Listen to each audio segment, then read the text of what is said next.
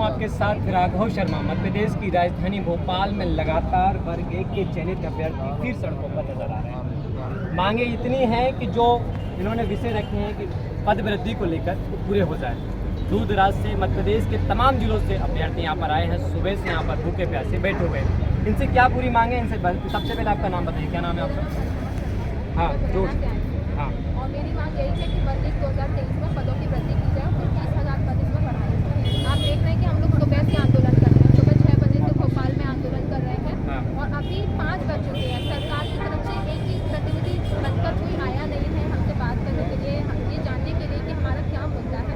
ना ही हमें बुलाया गया है, बल्कि हम यहाँ सब इतने धूप में बैठे, इतनी सारी महिलाएं हैं जो अपने छोटे छोटे बच्चों को लेकर आई हैं। हम पिछले 1 साल से लगातार आंदोलन कर रहे हैं, हर महीने हमने भोपाल में आंदोलन किए। अब हम इतने निराश हो चुके हैं कि अब कोई रास्ता भी हमें नज़र नहीं आ रहा। तो हमने बस एक ही सोचा है कि आज अगर कोई पॉजिटिव रिस्पॉन्स नहीं मिला तो 15 दिन के अंदर अगर सीएम हाउस से हमारे लिए कोई पॉजिटिव रिस्पॉन्स नहीं आता है तो हम सभी महिलाएं अपने बाल त्याग करेंगी, भोपाल के अंदर ही करेंगी, फिर से एक आंदोलन करेंगे और यहाँ हम आकर सबसे पहले अपने बाल त्याग करेंगे। एक महिला के लिए सबसे बड़ी बात होती है कि वो अपने बालों का त्याग करे, लेकिन हम इतने परेशान हो चुके हैं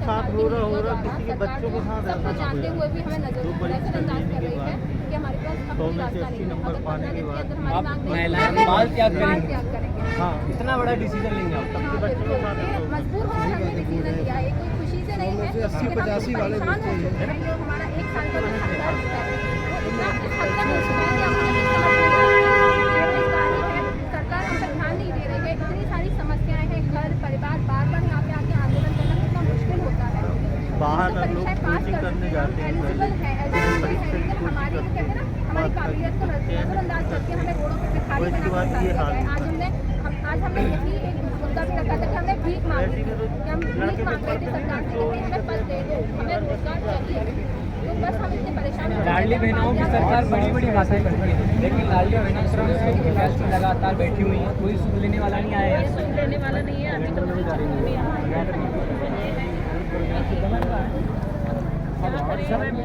क्या सरकार इंतजार करती है कि क्या किया जाए, धीरे धीरे कैसे और फिर जो जनता का जिस युवा का दिल मरता रहे, इसी का इंतजार कर रही है कि सरकार। सुबह से किसी ने कुछ नहीं खाया? सुबह से किसी ने कुछ भी नहीं खाया, सभी भूखे प्यासे बैठे हुए हैं और अभी 5 बज रहे हैं, अभी तक किसी भी कोई है आया नहीं है।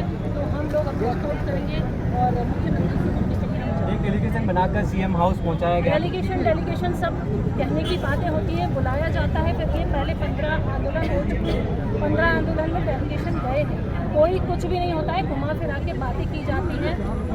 इसीलिए हम लोग वॉकआउट करेंगे। हमें शिक्षकों की भी कमी है। महिलाएं बाल देने की बात कर रही हैं, केस त्यागना महिला का एक बहुत बड़ी बात होती है। इतना बड़ा डिसीजन आप ले रहे हैं, कुछ सोच के लिया होगा आपने? सोच के क्या लिया है? आज आप लोग कह रहे हैं बीजेपी की लाडली बहन योजना, लाडली बहन के लिए कुछ नहीं कर रहे, लाडली बहन सड़क पर खड़ी है, तो हम अपनी मांगें किस तरीके से पूरी कर पाएँ? हम 1.5 साल से यहाँ पर आके आंदोलन कर रहे हैं, सड़क पर घूम रहे हैं, रैली निकाल रहे हैं और सरकार हमारे साइड बिल्कुल ध्यान नहीं दे रही है। तो हमारे पास लास्ट ऑप्शन यही है कि हम अपने बालों का त्याग करें और उनका ध्यान आकर्षित कराएं। हम किसी प्रकार की नाजायज़ मांग नहीं कर रहे हैं। आपने हमसे कहा तो 2 परीक्षा पास करो हम जॉब देंगे, हमने एक की, फिर आपने बोला कि नहीं 1 और परीक्षा पास करो हम आपको डायरेक्ट भर्ती देंगे, हमने 2 परीक्षा पास करें। तो भी हम ये भी नहीं कह रहे हैं कि स्कूलों में शिक्षक हैं आप हमें इसके बाद भी भेजें। कई स्कूलों में जहाँ है कि 50-50, 100-100 बच्चों का एक ही शिक्षक नहीं है, वहाँ पर बच्चे बेचारे टीचर के लिए वहाँ लगा रहे हैं कि हमें पढ़ाने के लिए शिक्षक मिल जाए, वहाँ पर भी शिक्षक नहीं है। हमें तब तो नियुक्ति दे दीजिए आप, अगर आप पूरा शिक्षकों से भर्ती हो जाता तो हम अपनी मांग को नाजायज़ कराते। हम जायज़ मांग कर रहे हैं और सीएम सर से निवेदन कर रहे हैं कि हम पर ध्यान दें, एजुकेशन मिनिस्टर सुविधा सर से निवेदन कर रहे हैं ध्यान दें और हम सभी को लिए पद वृद्धि करें ताकि हम लोग बेरोजगार से रोजगार शिक्षक कहलाएं। मोहन सरकार रोजगार को लेकर तमाम बड़े बड़े वादे कर रही है, जबलपुर से लेकर ग्वालियर तक बड़े बड़े वादे किए, सरकार बनने के बाद एक भी वादे पूरे नजर नहीं आ रहे। आप कहाँ से फिर आपका नाम बताइए?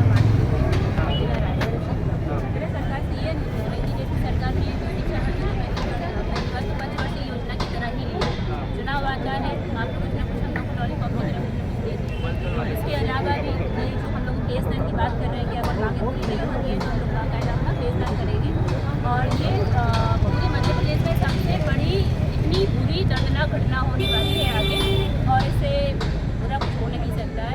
महिला के लिए केस त्यागना बहुत बड़ी बात है। जी, ये सरकार का सबसे बड़ा अपमान है और बहुत सारी पोस्ट हैं तो सरकार उसमें पोस्ट बढ़ाए और हम लोगों को जॉब दें। अभी ऐसा होता है मध्य प्रदेश में, अतिथि विद्वानों ने केस त्यागे थे, महिलाओं ने फिर एक बार वर्ग एक के चयनित अभ्यर्थी त्यागे। मोहन सरकार में मोहन यादव कहते हैं कि मैं बहनों का भाई हूँ, इस टाइम पे कहाँ जाएंगे? फिर उनको सीधे अपने आप इतनी फेम माननी चाहिए कि उनको अपने मंत्री पद से इस्तीफा दे देना चाहिए। दूसरी बात, वो इस पॉइंट को नज़रअंदाज क्यों कर रहे हैं कि हम लोग ओवरेज हो रहे हैं। एक परीक्षा, दो परीक्षा, उसके बाद 2 साल तक हम लोग वेटिंग में हैं। अब उसके बाद भी फिर कितना इंतजार करेंगे, तो हम लोग ओवरेज ही हो जाएंगे। तो समय को देखते हुए हम लोगों को नौकरी दी जाए, हम लोग का भविष्य सुरक्षित किया जाए। यही सरकार से कब तक ये आपने डिसीजन लिया है, कब ये तीव्र आंदोलन देखने को मिलेगा? सर अभी तो हम लोग 15 दिन का टाइम दिया है, हमने अल्टीमेट दिया था 15 दिन का टाइम दिया है। अगर वो 15 दिन के पहले हम लोग को नहीं सही जवाब दे रहे हैं तो हम लोग आएंगे 15 दिन ज़्यादा के बाद, संख्या बल में, इससे ज़्यादा संख्या बल में आएंगे और फिर से आंदोलन करेंगे और सबसे पहले केस त्याग करेंगे। केस त्याग करने के बाद हम ये तो सरकार को देखना है कि उनको करना क्या है, ठीक है। और हमारा सबसे मेन मुद्दा है कि 2023 में जो बड़े की चयन परीक्षा हुई है वो चयन परीक्षा है, ना कि वेटिंग परीक्षा है। हम लोग ने चयन परीक्षा दी, हम लोग का चयनित में नाम आना चाहिए, वेटिंग में नाम नहीं आना चाहिए।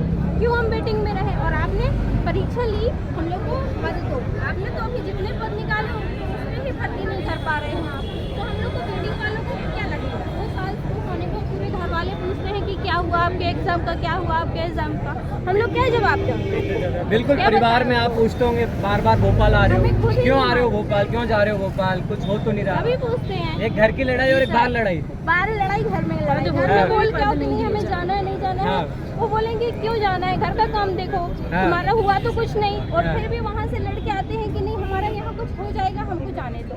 यहाँ आओ तो सरकार जवाब नहीं देती है, तो हम किससे अपनी बात कहें? कौन सुनने वाला है हम लोग की?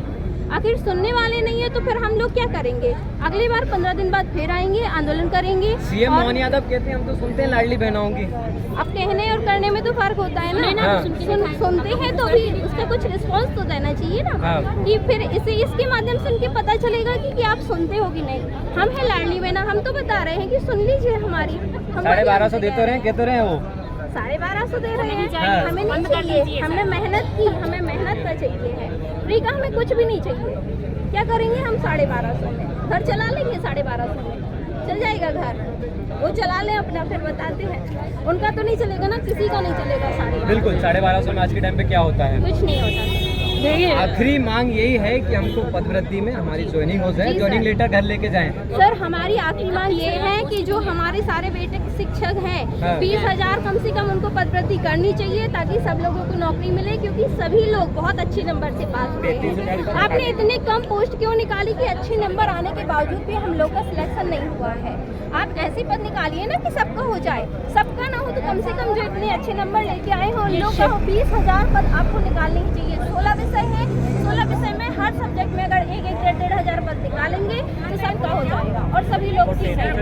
देखिए पद तो 70,000 है, पद आराम से सरकार दे सकती है। शिवराज मामा थे जब तक तो लाडली बहनों की सुनते थे। आज ये जो मोहन सरकार है इसकी भी परीक्षा है, हमने तो 2 परीक्षाएं दी हैं, आज मोहन सरकार की भी परीक्षा है कि वो कितना लाडली बहनों का सुनती है। लाडली बहना क्यों, भाई भी नहीं है क्या? सभी की सुने ना, वो सभी की सुने। कितने युवा बेकार हो रहे हैं, आत्महत्याएं कर रहे हैं, क्या वो देखती रहेगी? तो ये मोहन सरकार की भी बहुत बड़ी परीक्षा है कि 2 परीक्षाएं पास करके जो लोग बैठे हुए हैं इस इंतज़ार में कि भाई हमारे लिए कुछ आदेश आएगा, तो उसके लिए उनकी भी परीक्षा है, वो जल्द से जल्द आदेश करवाएं। क्या नाम है आपका? राजीव कुमार। कहाँ से आए हैं आप?